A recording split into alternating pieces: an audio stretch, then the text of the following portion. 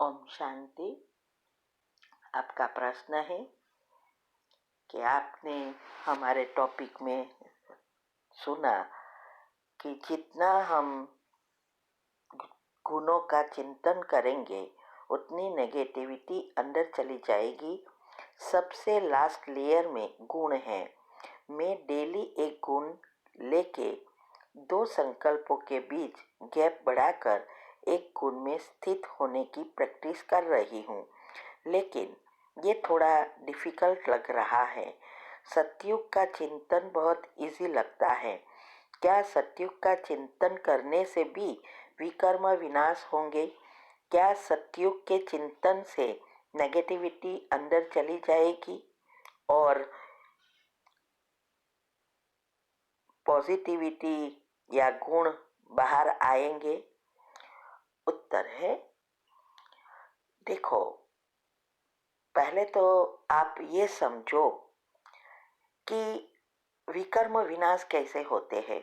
YouTube पर मैंने बहुत टॉपिक में समझाया है। हेल्थ एंड माइंड में भी आता है, सेमिनार के प्रोग्राम में भी आता है, निराकार को क्यों याद करना है इसमें भी आता है। तो ये बात पहले आपको समझनी पड़ेगी। ये गुणों का चिंतन करने का अर्थ क्या है?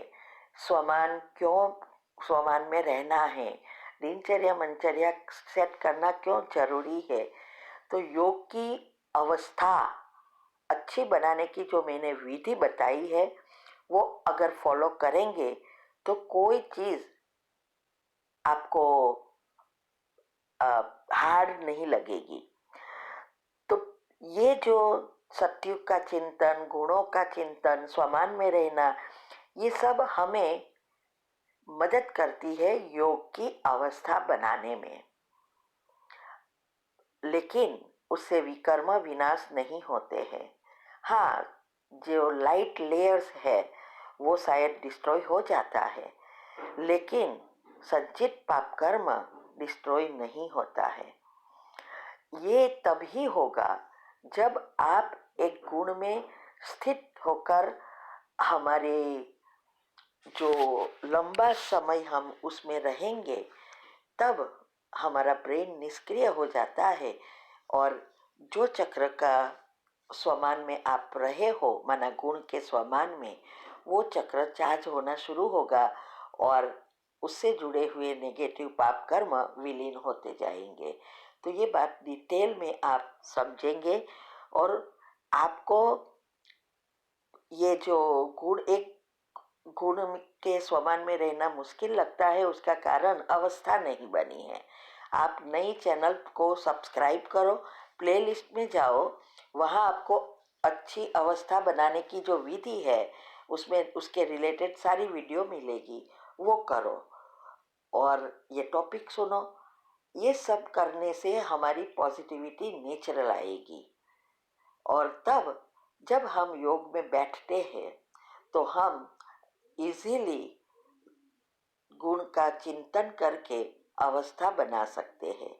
तो इसीलिए पहली अवस्था दिनचर्या मनचर्या सेट करना, एक धारणा युक्ति से करने का पुरुषार्थ करना, ये सब होगा तब ही आपके संचित कर्म भस्म होकर आत्मा में शक्ति बढ़ेगी और पहले जन्म में आने के लायक बन सकेंगे।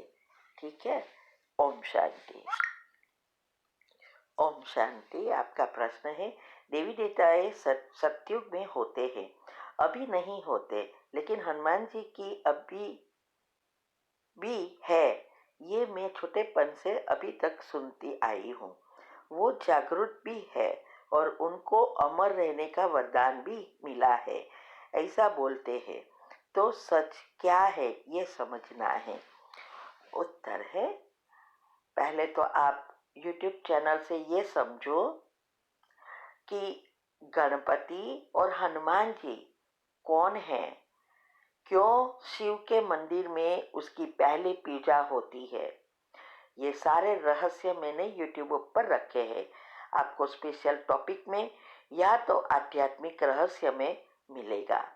तो ये समझो कि वास्तव में क्या हनुमान जी है। देखो, अमर कोई नहीं रह सकता। तो ये जो भी बातें भक्ति में हम सुनते आए, सिर्फ हनुमान जी की नहीं, बहुत सारी बातें हैं। तो बाबा क्यों कहते हैं कि ये सब भूलो? इसका कारण यही है कि धीरे धीरे भक्ति भी तमो प्रधान हो गई है। सारे शास्त्र परिवर्तन हो गए हैं। जैसी बुद्धि वैसे बातों को वर्णन करके शास्त्र बदलते जाते हैं और कंफ्यूजन बढ़ता जाता है। इसको ही कहते हैं अज्ञानता।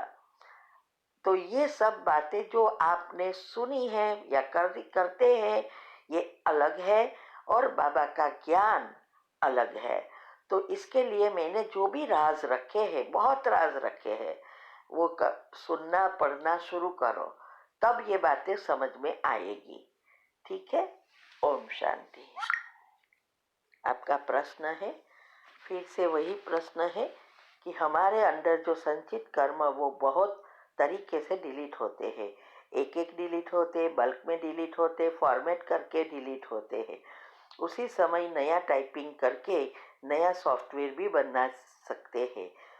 तो गुणों के चिंतन से संचित कर्म बल्क में डिलीट होते हैं। तो सतयुग के चिंतन से संचित कर्म धीरे धीरे डिलीट होंगे क्या? उत्तर है नहीं। मैंने आपको बताया है अगले प्रश्न में कि संचित कर्म कैसे भस्म होते हैं और चिंतन क्या है और श्रेष्ठ अवस्था क्या है।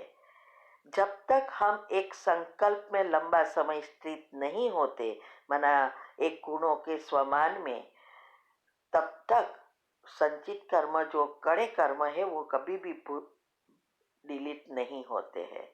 तो ये विधि जो मैंने बताई है आपको अगले प्रश्न के उत्तर में, वो सब अच्छी रीति समझो और करो। ओम शांति।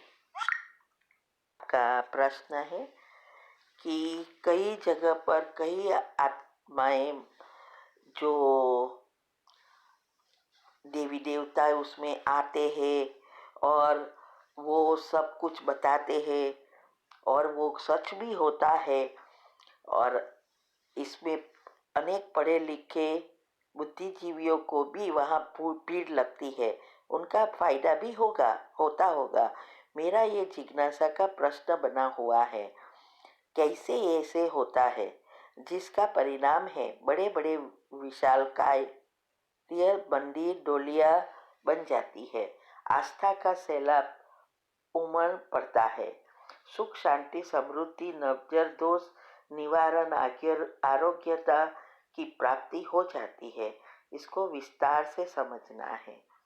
उत्तर है, देखो मैंने अनेक बार बताया कि ये वो आत्माएं हैं जो ऊपर से नई नई आई है, उसके पास ऐसी शक्तियां है। और कई आत्माएं इस साधना में पड़ जाते हैं जिसको बाबा जंतर मंतर वगैरह कहते हैं।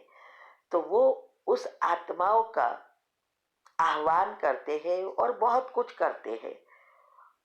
इसीलिए कई बार बाबा कहते हैं अगर आपको टेम्पररी कोई भी चीज़ चाहिए तो ऐसे लोगों के पास जाओ, मेरे पास नहीं मिलेगा। क्योंकि वो जो भी कर रहे हैं वो टेम्पररी है और सबका तो नहीं होता है। इसमें बहुत सारी चीज़ें आती है। अभी मैं बिजी हूँ, लेकिन जब भी मैं फ्री होगी तो उसको डिटेल में टॉपिक बनाकर बताऊंगी। ठीक है। ओम शांति।